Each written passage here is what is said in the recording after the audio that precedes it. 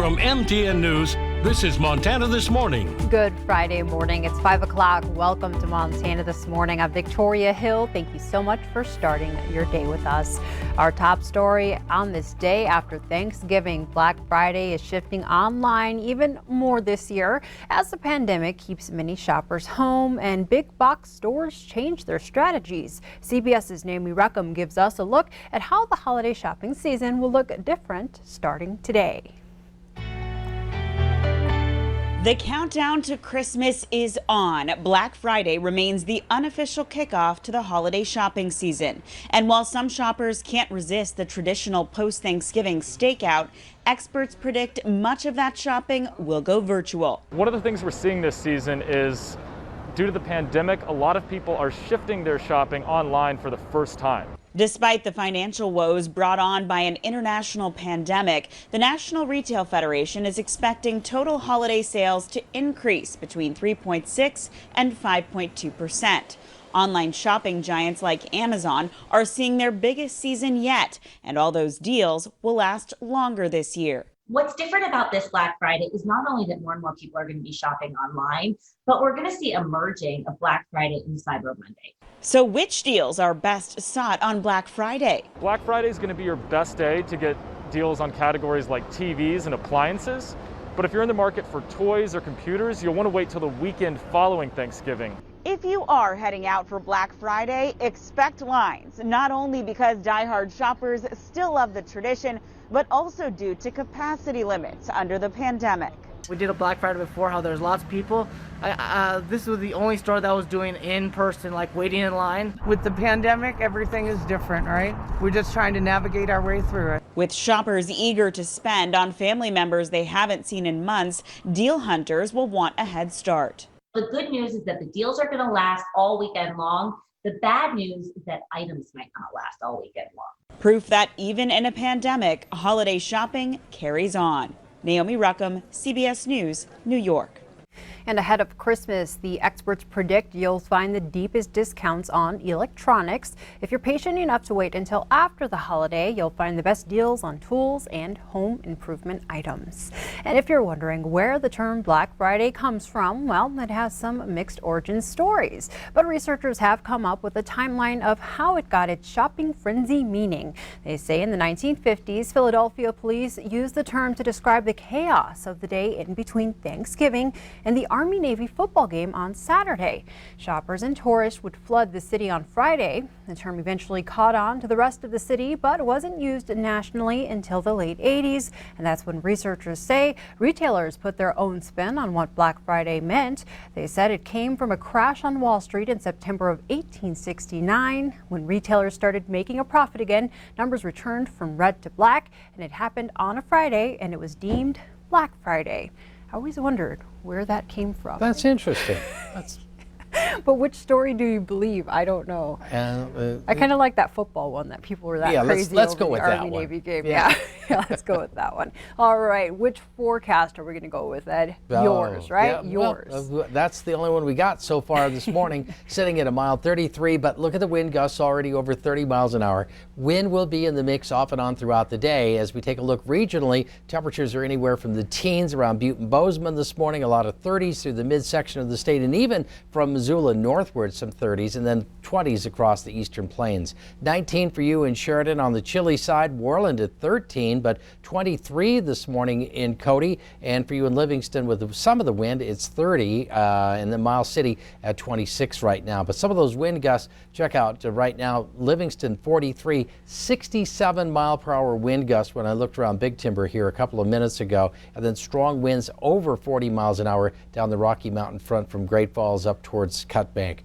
Temperatures this morning are mainly in the 20s and 30s in our area. The winds will be the strongest, of course, from Billings towards the west, but breezy across the plains. As we get through the afternoon, the temperatures will continue to warm up into the 40s, but expect periods of wind, especially perhaps this morning, and then breezy in the afternoon. All right, so those Black Friday shoppers might get blown away a little bit. That's right. I just hope that it's pushing the line ahead. Yeah, gosh, especially, the distance that's required now makes the line seem even longer. But they go pretty quick. That's for sure. All right, Ed, thank you so much. I'll get back to news. Okay, thanks. Making national headlines this morning, millions of Americans ignored the CDC's advice and drove, flew, or otherwise traveled to their Thanksgiving destinations this week. Public health experts fear that will supercharge the spread of the virus, which is already surging out of control in some areas. COVID-19 has claimed more than 263,000 lives in the U.S. And here in Yellowstone County, the COVID-19 status has now changed to severe outbreak. The previous risk level had Yellowstone County at active or imminent outbreak. Severe outbreak is the highest level on the 5-color risk spectrum. ASTRAZENECA announced that its experimental coronavirus vaccine is 70% effective on average. The drug maker who developed the vaccine with the University of Oxford clarified that 2 different dosing regimens were used. One group received a half dose of the vaccine and then a full dose at least a month later, resulting in 90% effectiveness on average. Another group received a full dose followed by another full dose at least a month later, resulting in only 62% effectiveness. AstraZeneca's executive vice president said the smaller dose, which was 90% effective, was the result of lab error. Oxford elaborated further, saying the difference in the manufacturing process led to the error. Well, for the first time, President Trump said he will leave office if the Electoral College votes for President-elect Joe Biden, but he also made it clear he's not prepared to concede. The president also repeated his unsubstantiated claims of widespread election fraud, calling it rigged. Electors will officially meet to cast their votes on December 14th. Today, the president is heading to Camp David after spending Thanksgiving at the White House. He called U.S. troops stationed overseas to thank them for their service. Delta Airlines canceled 300 Thanksgiving Day flights. The company says Thanksgiving is the slowest travel day with the lightest loads. Delta made the changes on Wednesday, and most passengers were put on flights within hours of their original itinerary. Meanwhile, the TSA says more than 1 million people around the U.S. passed through airport security on Wednesday. That's a record number since the pandemic began. However, that's just 40% of last year's traveler tally, which is set an all-time record for days surrounding Thanksgiving. Now back here in Montana, a decomposed body was found in Big Arm State Park along the Flathead Lake. Lake County 911 received a report around 4 p.m. Wednesday from a person walking their dog in the park. The county sheriff says the person found a human body near Highway 93. Deputies responded and discovered a decomposed and partially skeletonized female body. Lake County deputies, with the assistance of Flathead Tribal Police and the Montana Highway Patrol, conducted an initial scene investigation, and the body was taken to the Montana State Crime Lab. The remains have not been identified, and the investigation continues. Well, for more than a century, the Salvation Army's iconic red kettles during the holiday season have helped families in need year-round.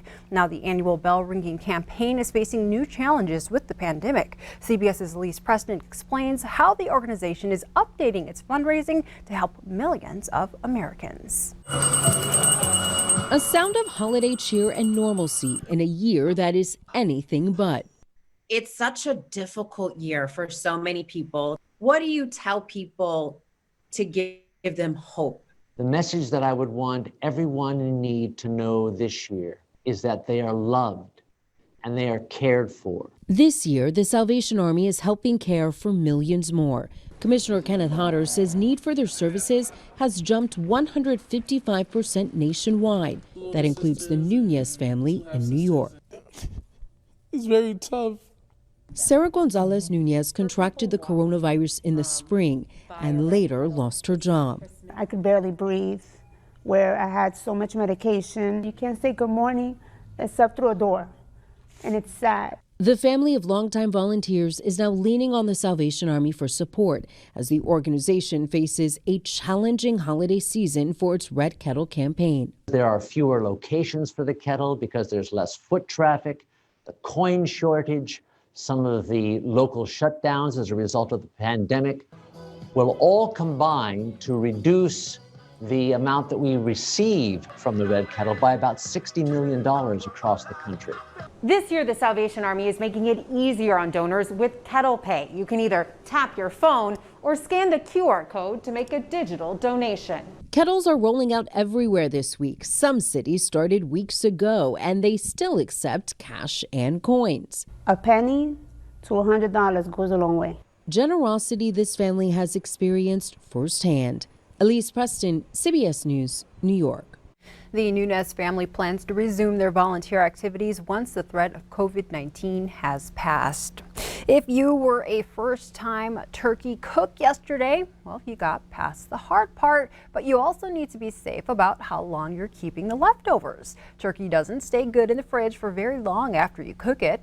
Food experts recommend 3 to 4 days, but in the freezer, it can last 2 to 3 months. Just make sure the turkey has been carved off the bone first. But if your turkey was maybe out for too long yesterday and you noticed a slimy film or strong odor, just toss it. One turkey not served up yesterday, a big tom named Wishbone. Living on a farm northwest of Great Falls, MTN's Tim McGonigal shares a story of survival and why Wishbone's life was spared this Thanksgiving. A brisk November wind doesn't bother Wishbone, a nearly 50-pound tom turkey living on Lori Ward's family ranch near Power. He was in the snow for at least 5 days, underneath about 4 feet of snow. Each year, the family raises 2 turkey chicks, ultimately destined to become Thanksgiving and Christmas dinner. This year, those dubious honors were going to go to Wishbone and Charlotte, but a bitter November blizzard threw a wrench in the plans. There was a couple days where we couldn't even get out to the pen, so we had fed them enough to survive for those couple days. But when we came out to find them, make sure they were okay, and to feed them again, all we found was Charlotte. With Wishbone nowhere to be found, the fear was someone else may be feasting on the big bird. We really thought maybe the coyotes got him because we looked everywhere, couldn't find him. Lori's husband dug a trench in the turkey's snow-covered pen to see if he could locate Wishbone, thinking he may be frozen. Days later, it was Lori's grandson Chase who was feeding the other animals and made the welcome discovery. I heard another distant sound, and I was like, what is that sound? And so I walked in the pen, I looked around in the snow, and I almost thought he wasn't there. And then I checked in a small corner, and there he was. I found a little bank of snow, and there it was right in a little hole, and boom, his head popped right out of the hole. Chase could barely contain his excitement. I ran into the house, and I told Grandma, the turkey's still alive. You'll never believe this. It was a miracle. Lori says maybe it was the massive amount of feathers that helped Wishbone survive. And after an ordeal like that, she didn't have the heart to make a meal out of him. After all that trauma, we thought, Chase said, we can't eat him now. I said I love that guy when I found him. Near Power, Tim McGonigal, MTN News. And Lori says Wishbone's frosty adventure has earned him a lifetime exemption from the holiday dinner table, but the family still has their eye on Charlotte for Christmas dinner.